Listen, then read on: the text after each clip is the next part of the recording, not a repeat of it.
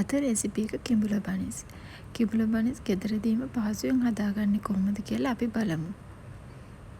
මෙන්න මේ වගේ සොෆ්ට් එකට කිඹුල බනිස් හදාගමු.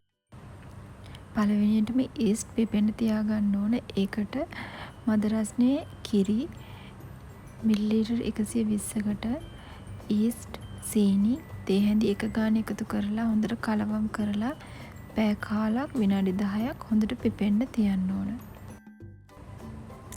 පාන් පිටි ග්‍රෑම් 300යි සීනි ග්‍රෑම් 30යි බිත්තර 1යි ලුණු තේ හැන්දයි බටර් ග්‍රෑම් 40යි.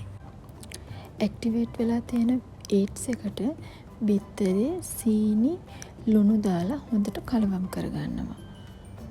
මෙන්න මේ විදියට හොඳට කලවම් කරගන්නවා බිත්තරේ සීනි ලුණු.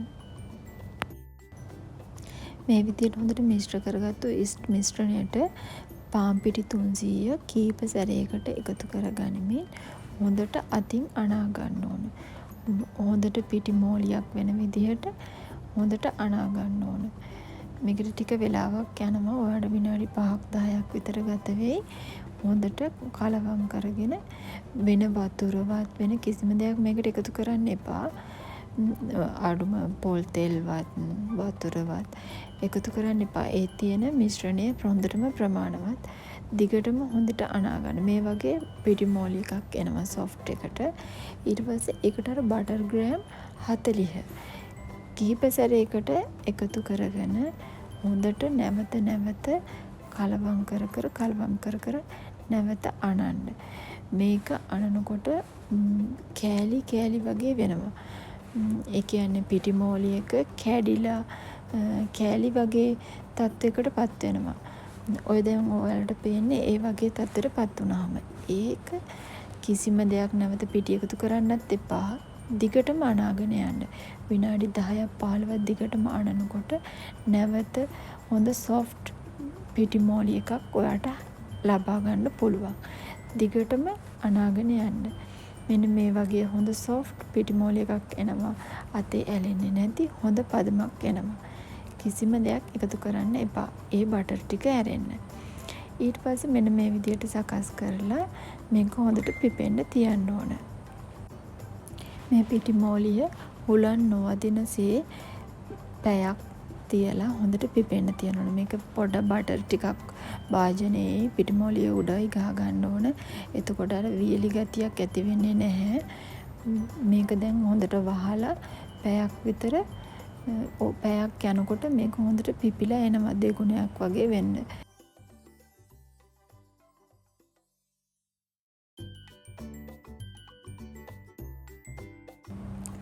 මේ තියෙන්නේ දැන් පැයකට විතර පස්සේ මේක දැන් හොඳට දෙගුණයක් වෙන්න පිපිලා තියෙන්නේ. මේක මේ විදිහට දැන් හිමීට තුනී කරගන්න ඕන. රවුමට පීසා ඩෝ එකක් තුනී කරන්නේ ඒක වගේ රවුමට තුනී කරගන්න ඕන.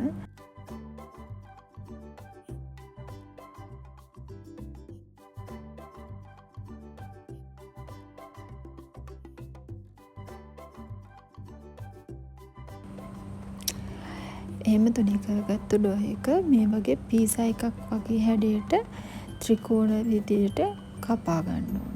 එහෙම කපාගෙන වෙන් කරගන්න මේ කොටස් ලොකු පැත්තේ ඉඳලා කුඩා පැත්තට හිටින විදිහට රෝල් කරගන්න ඕන.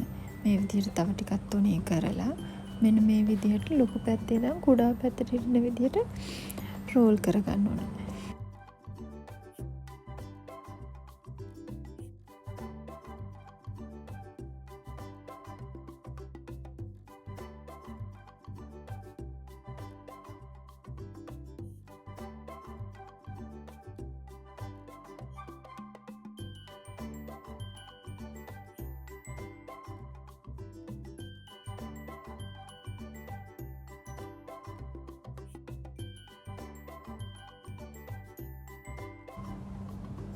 මේ විදිහට රෝල් කරගත්තු බනිස් පෑන් එකකට ඔයිල් පේපර් එකක් දාලා ඒක සමාන දුරවල් වලින් තියලා මොකද මේක පිපෙනවනේ තාම නැවත විනාඩි 20ක් වහලා තියනවා.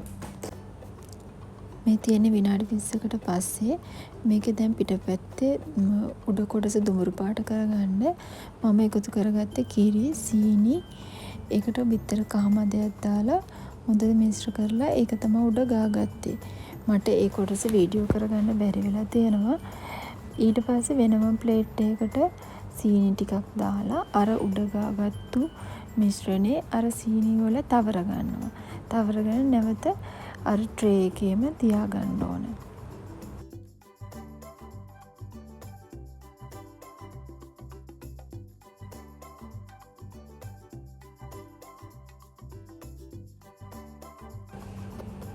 සෙල්සියස් අංශක 180ට විනාඩි 10ක් ප්‍රීහීට් කරපු oven එකේ විනාඩි 20ක් මේක බේක් කරගන්න ඕන.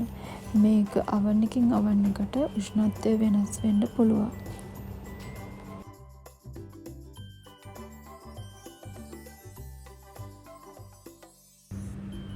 මේ තියෙන්නේ අපි බේක් කරගත්තු කිඹුල බනිස් එක. මේ විදිහට ලේසියෙන් ගෙදරදී කිඹුල බනිස් හදලා රස බලලා මටත් කමෙන්ට් එකක් දෙන්න. තවත් මගේ වීඩියෝ බලන්න මාව සබ්ස්ක්‍රයිබ් කරලා තියාගන්න.